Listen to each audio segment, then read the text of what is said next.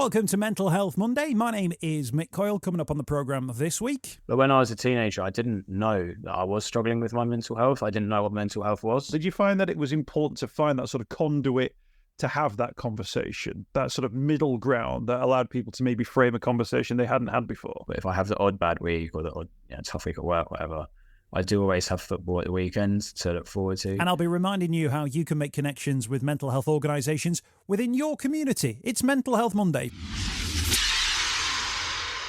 The home of the UK's conversation about mental health. Welcome to the podcast. Thank you for your streams and your downloads. And thank you for downloading us on our 300th episode of Mental Health Monday. 300 conversations, although there have been many, many more, over many, many years, which have got us to this point. So thank you for downloading us. It's a monumental moment. Hasn't quite sunk in that we've got this far, but 300 episodes of the podcast, and we've got plenty of fantastic plans to really put a line in the sand once again about the work we do here at Mental Health Monday in the coming weeks and the coming months. So stay tuned for that. In the meantime, we're going to do what we always do, and that's have conversations about mental health, normalise mental health, and have conversations which shed light on an issue, which open up a conversation, which destigmatise a conversation, that smash taboos. Let's keep doing that. And let's keep it going here at Mental Health Monday. As ever, thank you for subscribing to the podcast. Thank you for everyone who's liking our social media posts and sharing our social media posts as well. Thanks to all our members of the Mental Health Monday Facebook group and everyone getting involved on Twitter, Facebook, Instagram, and everywhere in between. Our guest today is an author of a new book. Now, Johnnie Lowery has written a book called Match Fit, and it's looking at an exploration, if you like, of mental health within football. Now, I'm pleased to say that the book is out today, available in all good bookshops. So I'll put a link to it on the podcast notes so people can check it out.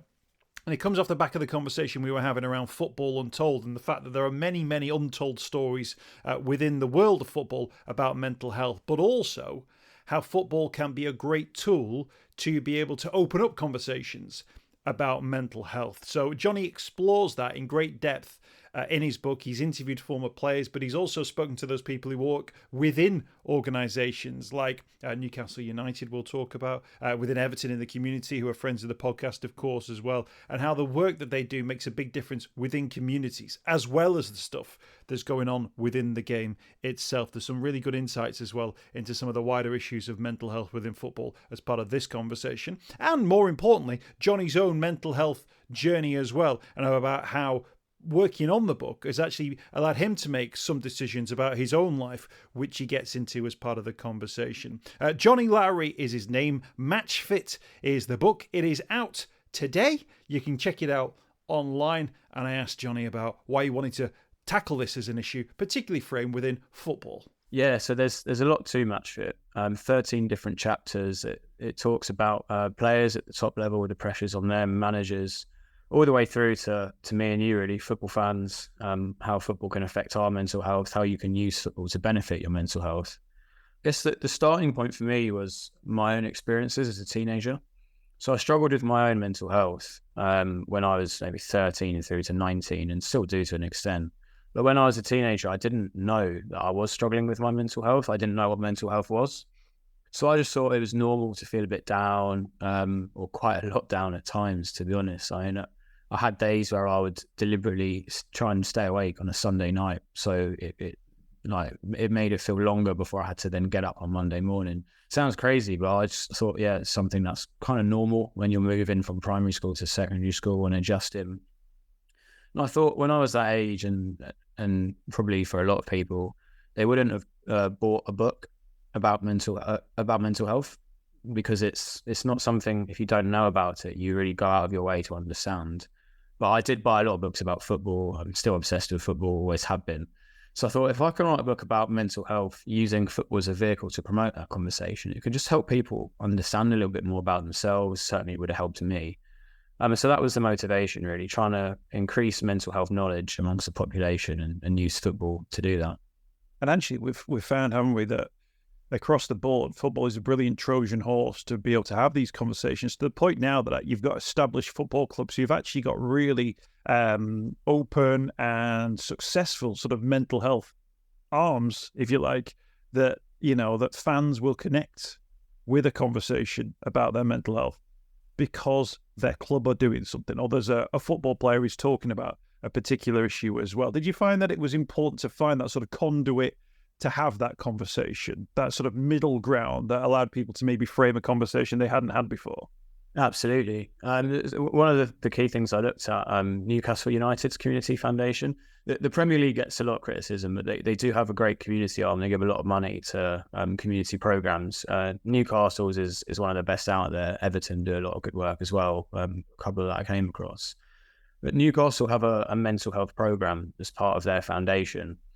And the key thing for them, Ashley Lowe, the program coordinator, was talking to me and said that we can reach people through football, because people are going to get involved with Newcastle United either way. The club is massive in the region. It's like a religion for people. Anything with the Newcastle badge on it, I think it's like the Batman beacon was how one of the fans I spoke to described it. At Newcastle United, it will attract people. And then once you've drawn people in, you've got the mental health angle of it. You can keep them in with the football. So they had a talking group that was held at St James's Park, for example. I think that's great. People will go along initially just because, this is cool. It's at the stadium. Maybe you could sneak a look around, things like that. And then actually realise, having got to that point, that everyone experiences mental health. Everyone has good days and bad days, and we can all use a bit of help sometimes. So I think that's great, and programs like that, fantastic, and really do make the most of that starting point for a conversation through football. And it's probably the same just between supporters in the pub. One of my main social touch points is going to watch Sutton United every weekend, and I'll go and I'll sit in the pub from 11 o'clock in the morning. Even I gave up drinking in January, which may be something we can come back to a bit later. But I'll still sit in the pub with all my mates, and we'll talk football and we'll talk all sorts of rubbish. But at some point, you do get around to talking about your feelings sometimes. And especially now, everyone that I go to football with knows me for having written this book now. People are comfortable making that, that conversation, and I'm becoming more comfortable speaking to other people. And a few mates that I know through football have reached out and spoken to about their own mental health, which is nice. And it does go to show that football can help create these conversations, even though it's not typically thought of as being closely linked with mental health at all. I love that, because I think it's one of those conversations which we are told is a difficult conversation to have. And actually, once you start having those conversations, you realise that they're quite normal. The one that I use is, the question I ask is, how are you getting on? That's my go-to question in those sort of male environments. But if you can go, how are your mum and dad? How's work? How's that project you were working on? And how are you getting on? Almost forces that conversation. And actually, it's interesting that people go, I can talk to Johnnie now because Johnnie's talked about this. So it's like a little safe space. Can I actually, in terms of, and the book covers from, the Premier League down to five-a-side, what are those sort of key mental health issues that clubs are dealing with in terms of things that are coming obviously to them and they're having to respond, but also they want to be on the front foot on certain issues? What did you find were the main sort of talking points, if you like, from a mental health point of view, that they were able to have those conversations about? Yeah, so in professional football, it's obviously a very unique industry. There's a lot of pressure. If you're playing in the Premier League, you're being watched by millions of people every single move, on and off the pitch, by the way. Like, you can't go out and have a drink at the weekend now if you're Harry Kane or Jack Grealish in the football season, I suppose. But the media scrutiny is intense. So you're kind of living two different lives almost. Your professional life, and you're trying to keep a private life as best you can. When things aren't going well, that can be very tough for players, particularly anyone who's using social media, because the amount of abuse on that is intense.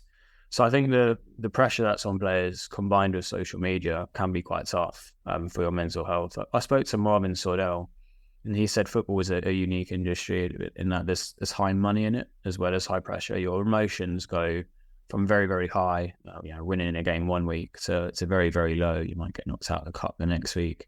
Even, look at a competition like the World Cup, you've got the highs of winning the semi-final to losing the final for the England women's team. I mean, the range and emotions that they're experiencing in that week is not something you would go through in an everyday job. So that emotional range, I think, is important for clubs to be aware of. I touched upon addiction a little bit in the book as well. I think historically in football, alcohol addiction was a big thing. You look at Arsenal's Tuesday Club in the 80s and 90s. Players like Tony Adams, Paul Merson that struggled with addiction. It's kind of moved on the football world in that no one really drinks anymore. It would be so noticeable with all the technology. But there are other addictions that have come about that we're seeing a lot of in the news as well. Things like gambling addiction, certainly a big talking point at the minute with what's happened with Ivan Toney, for example, and painkiller addiction, which I haven't discussed in much detail in my book. But we're seeing a lot of conversation around that now. Dele Alli, notably, recently spoke up about that. So clubs have to be aware of these issues. It is coping strategies, unhelpful coping strategies that players can use. And it's so important for clubs to be on top of these things, not just for a player's well-being. Clubs should be doing this anyway. They should be looking after their players the way any business should try and look after its employees. Also, just look at the performance differences in players. Like Stan Collymore said in his autobiography, he played very well wherever he was looked after. Where clubs valued him as a player, he'd be banging in 20, 30 goals a season. That's the difference between winning trophies and not, or staying up and going down. As soon as he moved to Aston Villa, the manager at the time criticised him publicly for talking about mental health. He struggled because he didn't feel valued. So clubs should be looking after their players because they're human, first and foremost, but they're also quite important performance considerations. And I think that it means that mental health should be a really important area of focus to get the best out of players on and off the pitch. When we did the Football Untold series, the podcast series that's available now, looking at the dark side of the beautiful game, it was actually speaking to players who suffered with gambling addiction. It was interesting to hear from them that there was still a very mixed sense of whether or not those sorts of conversations are open and encouraged, or if they're still brushed to one side or not given the correct priorities based on players who said that they spoke about their mental health publicly and they were punished as a result, versus players who would go, I've got a particular addiction, and the manager would go, okay, I appreciate that, let's make sure you're not sitting anywhere near the card school on the bus or hotel rooming with players who are in that. And it struck me that we're at this sort of balance point now that some clubs appear to be getting it right, whereas other clubs or other experiences or individuals within clubs still don't see the benefits. And I'm sure you've explored as part of the book, the benefits of getting it right are huge. Like, it makes a huge difference to a player's performance, their longevity, their career, their commitment to the club as well, if you look after their physical health as well as their mental health. Yeah, and I think the culture, it varies within clubs. Some clubs are certainly on top of it. I spoke to the Accrington manager, John Coleman, and they've got a fantastic sub. And the things that he's done there in terms of on the pitch achievements, and he's taken from the 8th tier of English football to League One until last season. I mean, it kind of shows for itself how important that mental health focus is, really, doesn't it? So yeah, the culture is changing as well, I think. As the younger generation comes through, as players that are playing now are being brought up in an environment where mental health is more important. A lot of them will pay to see psychologists off their own back. It's starting to come into to clubs as well. In 20 years' time, the current generation of players will be managers. And then you start to get rid of these old school attitudes that will still exist in some parts of the game. So football, I think, will make progress and will get better. With regards to mental health, as it realizes, like you say, the importance to performances as well as to people from doing so. The book Match Fit explores sort of a whole range of clubs, as we mentioned, from Premier League down to five-a-side. You mentioned there the high money and the high pressure. As you drop down to those lower leagues and the fringes of the non-league game, there's a very different thing there, isn't there? There's a lot about survival, insecurity around contracts and things. What were those sort of stories that you were hearing at that level around mental health within the game? Yeah, so one really interesting one was I looked at Bury FC when they went. I suppose they got kicked out of the Football League. The club's back now, obviously, but the players at the time, they were faced with a situation where they weren't being paid. They were in a title race or promotion battle, I should say, in League Two, where they could have got the team and did eventually get the team promoted, which is a remarkable achievement. The dilemma for them was whether they actually keep playing. They weren't insured at that point. If any of them had a long-term injury, they would have had to pay for it. The surgery themselves, the loss of earnings themselves, it's a huge amount of money. They thought in the end that they wanted to do it for the fans, which I think is important. A very noble stance to take. But also they thought they could get themselves, maybe the club in the shop window, get them bought out. So that was a huge dilemma for the players at that level. It's not actually that uncommon, financial trouble at these lower league clubs. I mean, we saw around the same time Bolton had a similar issue. Players weren't being paid. I think they went on strike. Macclesfield in League Two at the time, players went on strike. There is so much uncertainty, like you say. A lot of the contracts from League One down will be 1-year contracts. And you sign a contract at the age of 29 for 1 year. You get a serious injury in the season. Are you going to find another contract again? Perhaps not. You've not earned that much money at that level throughout your career. You've certainly not been putting in hundreds of thousands a week. You're going to need to work when you're retired. You can't just, live the rest of your life on the beach after that. So what do? Many players have been through the academy system from a very young age, haven't really got any other qualifications, haven't really had any other life experience. So one key theme that I looked at was the importance of education during a player's career, in their free time, after it. The importance of just making sure you've got a plan for after retirement, because every player will have to retire at some point. And I can't remember the number off the top of my head, but I think it's the majority of footballers don't choose when they retire. So they'll face an injury, or they'll get to 33 and realise that actually they're not as in demand by clubs as they thought they'd be. And all of a sudden they're on the football scrap heap and have got to find something. So education should be something, I think, that's very important within the academy system. So everyone, as soon as they're involved with an academy, they're not just told you're going to be a footballer, so don't worry about anything else. You can't have that tunnel vision as a footballer. Who was it that said it? It was Michael Bennett from the PFA who said that, I don't deal with footballers, I deal with people that play football. And I thought that was a really key quote I wanted to pick out. So important.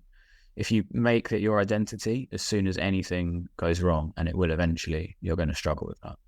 So if we can try and promote the importance of life outside of football whilst people are still playing it, I think that will help after retirement for players at any level, but particularly at the lower levels, like you say.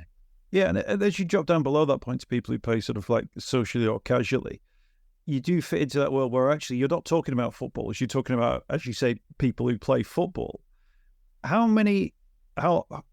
Footballers are part of society, male and female, so they will have the same issues of depression or suicidal thoughts or eating disorders. They will have those same issues as anyone else, because they are just anyone else to a certain extent. At what point in the conversation do you find that actually the thing about mental health in football isn't to do with match days or contracts or pressure? It's actually to do with the fact that when you put enough people into a room, you will go, one in X have got depression, one in X struggle with anxiety, one in X have got an eating disorder. There comes a point where we're just looking at societal models of mental health, but we're framing them within dressing rooms or changing rooms up and down the country.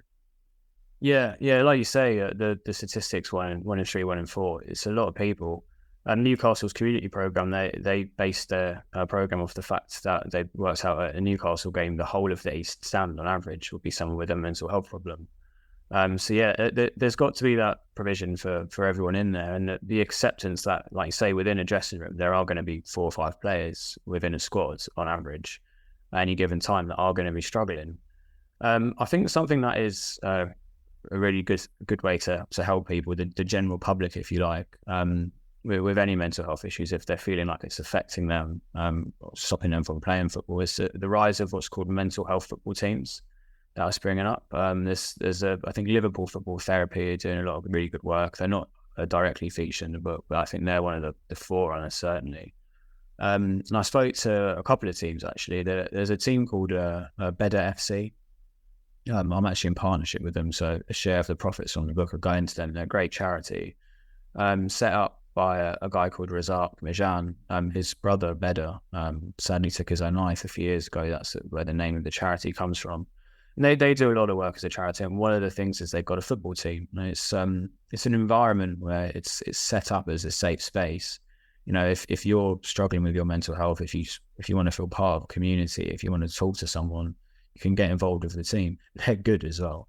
I went to watch them play. They have something like 5 ex-Premier League players playing for them. So if you want to play with some good players, that's the place to go. As well as being a safe space for everyone to talk. And there was an all-women's team as well. Brunsmere Awareness up in Sheffield. Completely non-ability based. Anyone who wanted to play could turn up and just feel confident that the social environment was set the right way. So there are ways that football is catering for absolutely everyone, which I think is really important.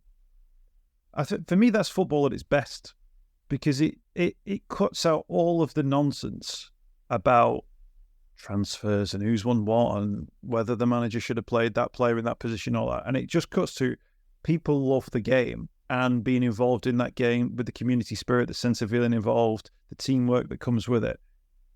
That's pure. That's the purest form of the game, if you like, which is why I feel like we should really encourage those. Colin and the Liverpool Football Therapy guys, absolutely fantastic, because they completely, understand that. And then if they want to go and play in the tournament, they can do, knowing that even if they didn't play in the tournament, they'd still have this safe space. But it turns out, as you found out with Better as well, that when you do that, you actually create something where people then want to work together. That teamwork then breeds an element of success that then means people go, oh, actually, yeah, there is a different way of doing things. It's not just ranting and raving from the sidelines. It's teamwork, it's compassion, it's looking out for, your mate and working together. I think that's absolutely fantastic. Has it changed the way that you feel about football? Me personally, stepped away from the sort of the top level Premier League. Who's the greatest team in the world? Is it Southampton or is it Norwich? Well, I don't really care. It doesn't really matter. But you sort of sold the game in that particular way each and every week through the TV networks. I've moved towards non-league football now because I find there's sometimes it don't even matter if you can't remember who you're playing or what the score is. It's about that camaraderie. It's enjoying the moment. It's about creating that sort of community space, that sense that you're part of, something a little bit bigger with, hundreds, potentially thousands of fans. That for me has made a real difference of my enjoyment of the game. And I think it's a purer form of the game than what you see with the sort of glitz and glamour. Yeah, I'm with you, Mick. I'm a Sutton United fan. I used to go and watch Arsenal at Highbury back when I was very young. And really, as soon as I was old enough to leave the house on my own and go to football somewhere, well, it was something like £40 a ticket at Arsenal or the Emirates, or £20 a season ticket at Sutton. It's much closer to my house. It's kind of a no-brainer. I've always loved the community feel that you get in lower league football. There's our average crowd at Sutton a few years ago, it was 500 people. I probably knew most of the people there. And I'll still say hello and chat to those people. Now we get crowds of 3,000 now, which is great. Still feels like the same club, the same community feel. I still talk to the same people at the weekend, and we kind of every now and then kind of look at each other and go, "Wow, we're like, what are we doing in League Two?" sort of thing. We're at the highest level you ever played. It's great, and I love it. I've always loved that community feel. And like you, I'm not the biggest fan of the Premier League. Like, it's the quality on the pitch is probably the best league in the world, but it's long before you started getting the hundreds of millions of pounds and Saudi league and all the rest of it. I just didn't feel like I was a valued person there.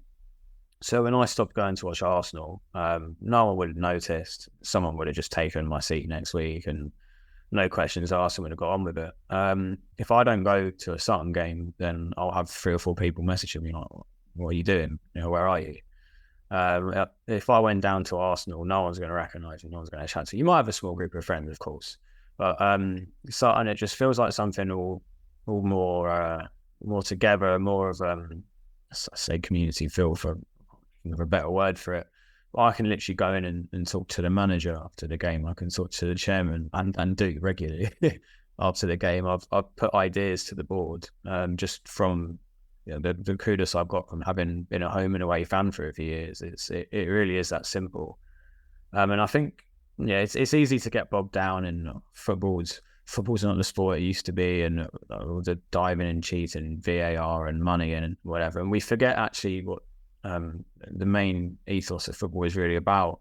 That feeling of togetherness, teamwork, like you say, the feelings we get from playing on a Sunday morning of just getting everything off our chest for a bit, running around with our mates and having a bit of fun. And football at the lower league level is the closest thing in the spectator aspect to that, I think. And that's why I've always been in love with it, and I'm sure always will be, even though it's not perfect, of course.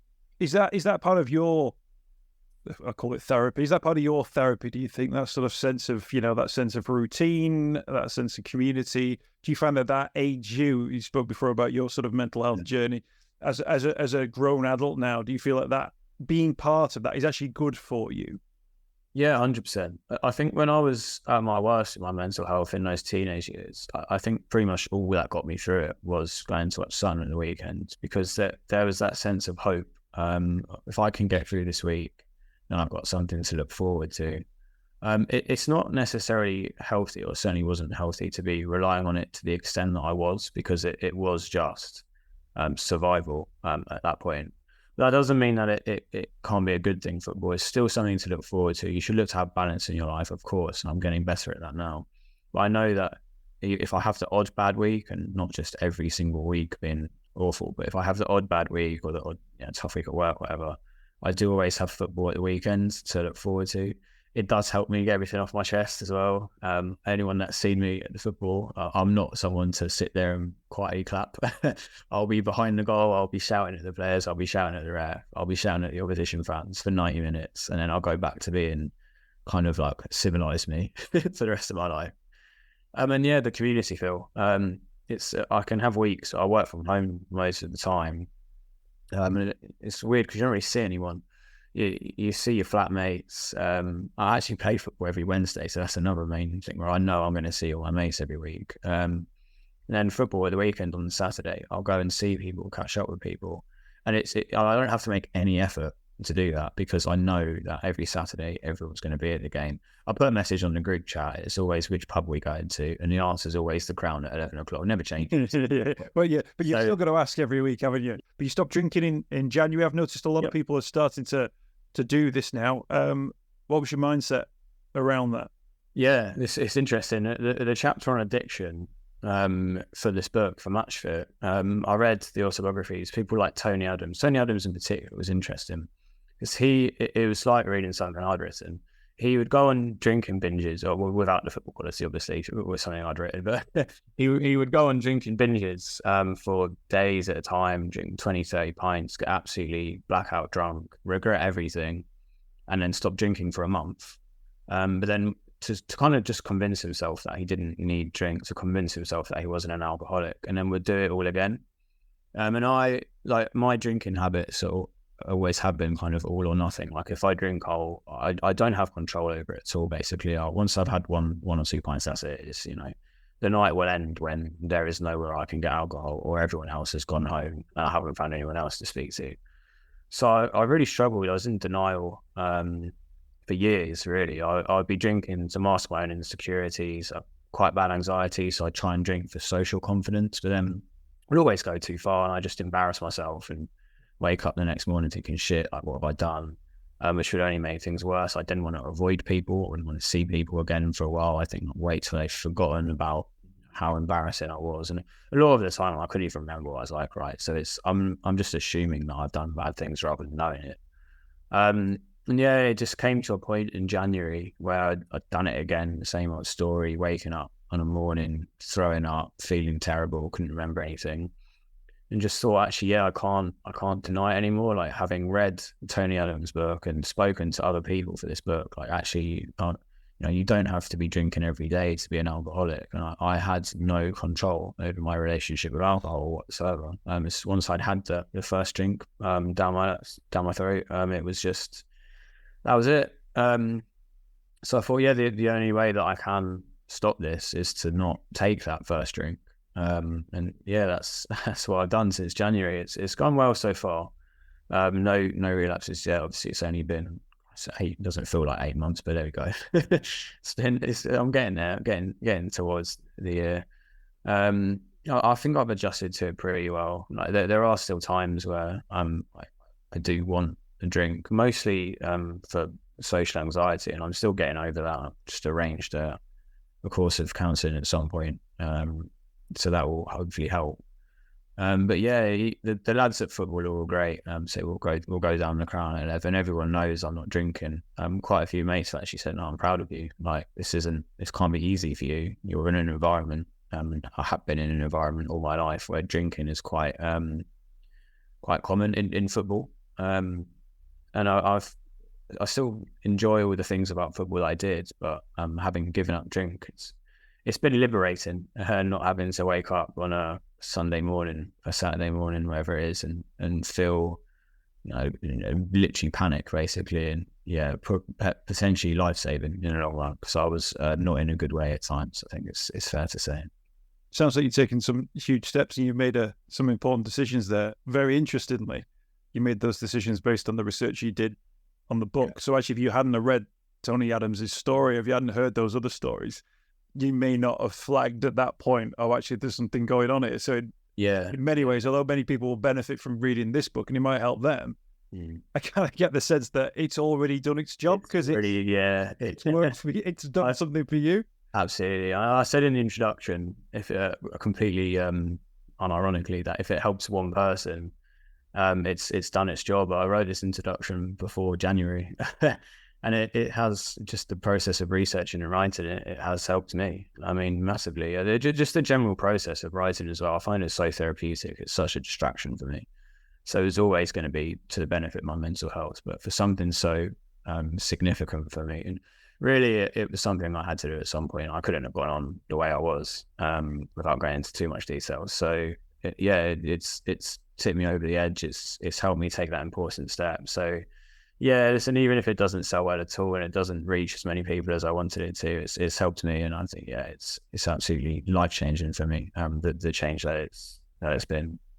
No, fantastic. Well, congratulations on the book. Match Fit is available now by Johnnie Lowery. Available, I'll say, in all good bookshops. I'm sure some ropier ones will have it too, but we'll put a link to it on the podcast notes so people can check it out. It's out today, and I'm sure it'd be a fascinating insight into the world of football. Match Fit, an exploration of mental health in football. Author Johnnie Lowery, thank you so much for your time today. Cheers, thank you very much for having me on, Mick. I hope you've enjoyed this week's podcast. Thanks for checking out Mental Health Monday. My name is Mick Coyle. You can find me on Twitter at Mr. Mick Coyle. You can also find me, Mick Coyle, on Facebook as well. Don't forget, if you want to speak to somebody about your mental health, you can do so. The Samaritans, free to call on 116 123. You can find mental health services where you are. Just look for the Hub of Hope. Type in your postcode. It'll find those mental health services close to you. And for support in a crisis, you can text SHOUT to 85258. That's if you're experiencing a personal crisis, you're unable to cope and need support. Shout to 85258. That's a text line. Do get involved in those services. In an absolute emergency, always remember the number to call is 999. Thanks for downloading the podcast this week. We'll be back next week with more Mental Health Monday.